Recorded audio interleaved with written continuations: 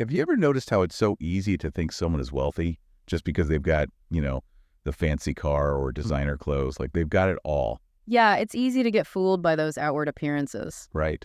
But what if I told you that's often just a front?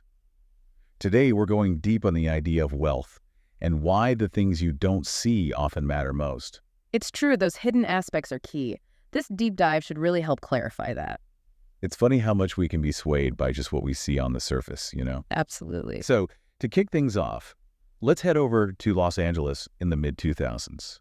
Imagine a valet in the middle of all the glitz and glam, parking these high-end cars all day long. You'd think everyone there was loaded, right? Yeah, that seems like the natural assumption.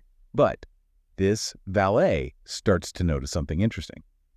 A lot of those, well, quote-unquote high rollers were actually drowning in debt, Oh, wow. leasing flashy cars, spending way beyond their means, all to project this image of success. It's like that saying, fake it till you make it, but taken to the extreme. Exactly. Yeah. He even had this one story about a guy, let's just call him Roger, who drove this amazing Porsche. Okay.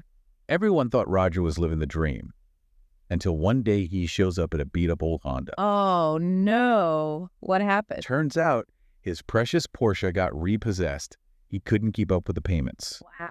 And here's the real kicker. Roger wasn't even embarrassed. It was almost like it was totally normal in that environment to be living on the edge. That's kind of wild. And that's the thing about trying to just look wealthy. It's often totally unsustainable. Right. And it really brings up this important question. If flashing cash isn't the real deal, then what is? How do we actually define wealth, and what should we actually be aiming for? That's the key question, isn't it? So how would you answer that? How do you define wealth? Well, I think true wealth isn't about the stuff you buy. It's about having options and that feeling of financial security that you build. Interesting. It's more about your potential to buy things and having that freedom, not just going out and spending on whatever you want right now. Okay, so you're saying it's less about the immediate gratification and more about the long game. Exactly. So wealth is kind of like potential energy. It's having that ability to do something, not just going out and actually doing it right away. You got it. It's those financial assets you haven't actually turned into things yet.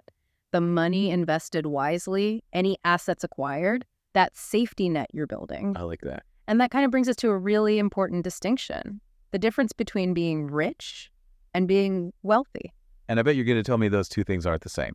Haha, you know me too well. So what's the difference then? Well, they're used interchangeably all the time, but understanding that difference is important. Okay, I'm listening. Think of it this way. Rich is often linked to just having a high income child one. It's about what you're earning right now and what you can buy with it right now, like a snapshot in time. So someone who's rich might be driving that $100,000 car. Yeah. But for all we know, they could be drowning in debt.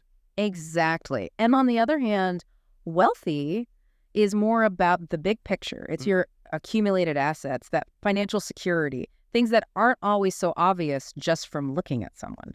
Okay, so it's less about the outward show and more about what's going on behind the scenes. Right. I like that. It's like the difference between, say, having a really fast metabolism and being an actual marathon runner. Like you might look super lean with that fast metabolism, Right. but that marathon runner, they've got that incredible stamina built up over time. Yeah, it's about the long game for sure. So we've got rich as the snapshot in time and wealthy as that long game. Exactly. And to really make this point clear, think about it like, well, diet and exercise, something we can all relate to, right? Okay, I'm intrigued. How does that apply here? So imagine this. Spending money is kind of like, consuming calories. Well, saving and investing are more like burning calories through exercise. I see where you're going with this. So that impulse purchase I made yesterday, that's my chocolate cake. Exactly. Feels great in the moment, Yeah. but might not be the best choice for your long-term, in this case, financial health. And just like I need to resist that tempting dessert if I want to fit into my jeans, I also need to practice restraint in spending if I want to build real wealth, right?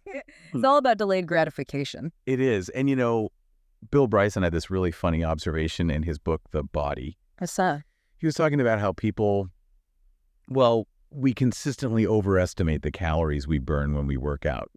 Oh, tell me about it. That 30-minute jog does not justify the pizza buffet afterward, no matter how much I want it to. It's so tempting to think we've, earned it. But we're often just undoing all that hard work. And that applies to, fitness and finances. It's so true. So that brings us to another interesting question. If true wealth is about what's hidden, those investments, the savings, the planning, how are we supposed to learn from the people who are doing it right? Yeah, it's tricky. It's like trying to learn, I don't know, a magic trick, but the magician never actually reveals their secrets. Right.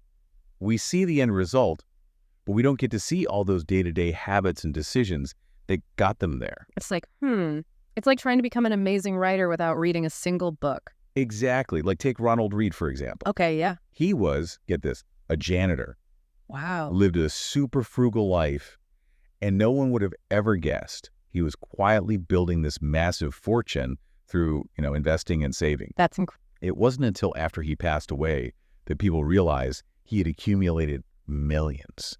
Millions. It's a crazy story, right? It is.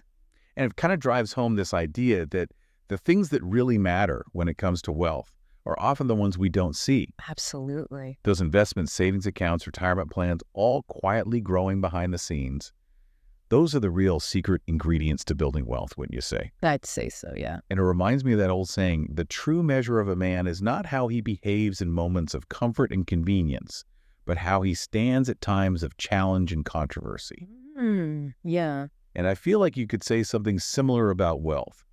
The true measure of someone's wealth isn't how much they spend, but how much they've managed to save and invest over time. Yeah. It's about having that plan for those rainy days, Absolutely. So the next time, say you see someone driving that flashy sports car, maybe instead of feeling envious, we should be thinking, wow, imagine all the amazing things they could do if they invested that money instead. That's a great way to look at it. It's about shifting our perspective on what we consider successful, right?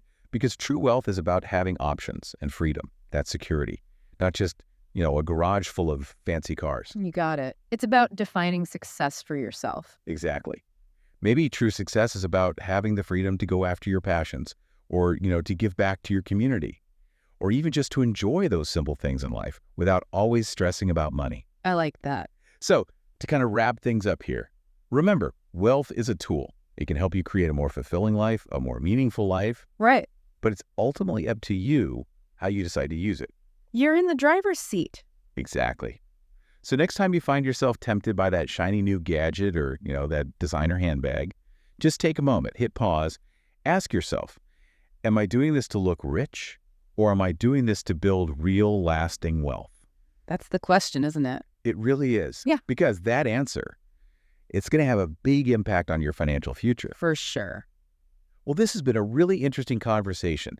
Thanks for joining me on this deep dive into the world of wealth. My pleasure. Always happy to talk about this. And all of you listening out there, just remember, true wealth is about so much more than just the things you can see. It's about making those choices that are right for you, building a more secure future, and, at the end of the day, living a life of true abundance, however you choose to define that. Well said. Thanks for tuning in to Becoming a Millionaire in 5 years. Remember, every small step you take today brings you closer to your millionaire goals. If you found value in today's video, please give us a thumbs up and share it with someone who's also ready to change their financial future. Don't forget to subscribe and hit the notification bell so you never miss an update.